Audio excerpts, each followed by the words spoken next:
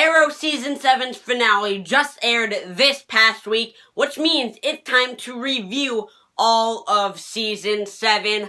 Let's go. So Season 7 was kind of a shaky year for Arrow, in my opinion. It started off firing on all cylinders with the escape from Supermax storyline at the beginning of the season, which I thoroughly enjoyed. I think there's only like one bad episode through the crossover episode, and it also has just some incredible episodes like Inmate 4587, The Slabside Redemption. Those are both in my top 10, top 15 Arrow episodes of all time easily.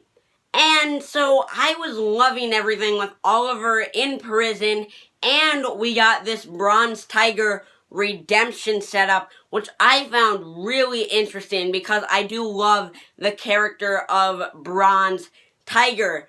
Now, I wasn't particularly interested in everything going on outside of prison, and when I look back, Arrow Season 7's best episode, in my opinion, The Slabside Redemption, it is an all-prison episode, and it works so well. So all of this stuff is great. I really liked the episode with Talia as well, and I was just really into the prison storyline and everything.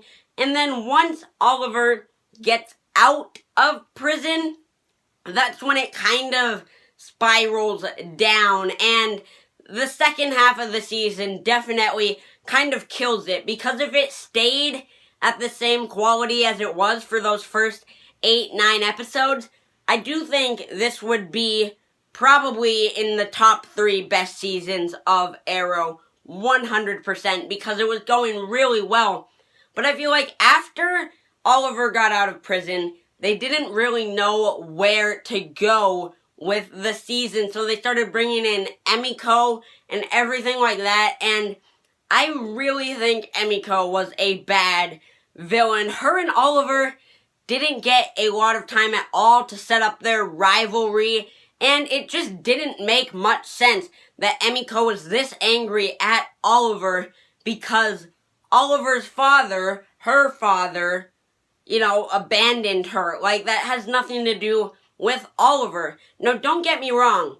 There were still good episodes in the second half. Like, I absolutely loved the 150th episode. I think that is excellent. But overall, just after Oliver gets out of prison, I think the writing goes a little bit downhill and they start kind of fumbling around with things.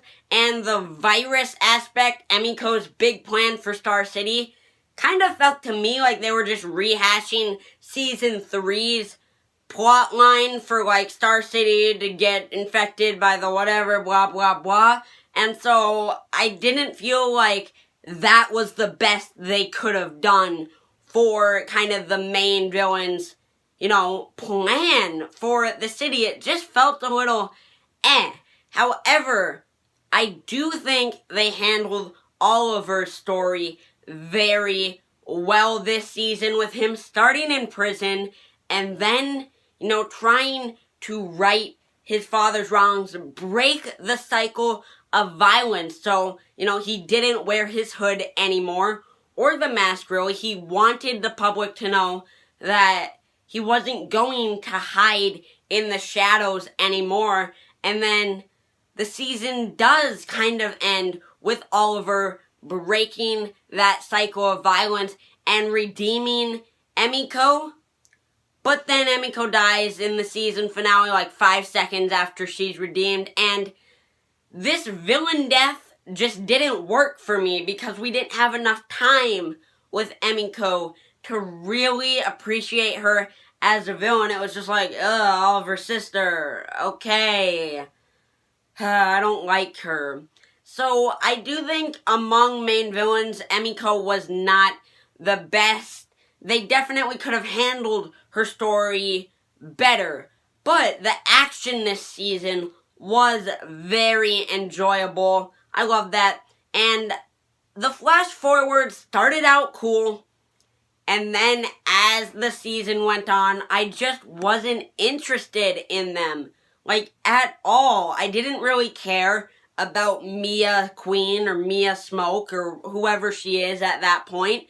And Connor Hawk, I guess, was a nice touch, but it also kind of spoiled the show a little bit with those flash forwards. However, getting Roy back in the present for those final few episodes was amazing. I really enjoyed that. I thought it was one of the better parts of the season, and it's kind of an interesting thing they did, having him die off screen, get revived by one of the Lazarus pits he and Thea were hunting down, and so now he has to kind of control this bloodlust, and I almost don't know how to feel about that, but it didn't seem like Roy was getting overcome by it for like the whole rest of the time. He seemed to really be trying to keep it under control, and I sort of liked that.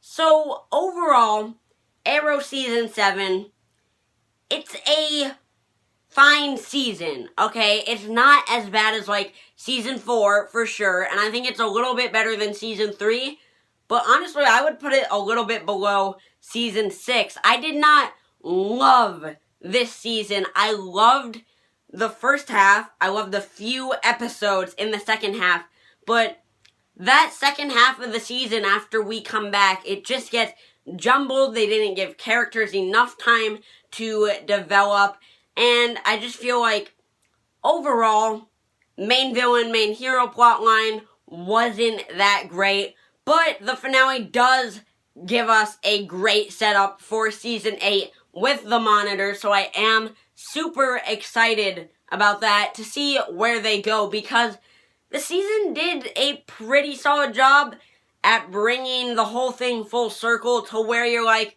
okay, I'm ready for Season 8. I can see where they're going with this.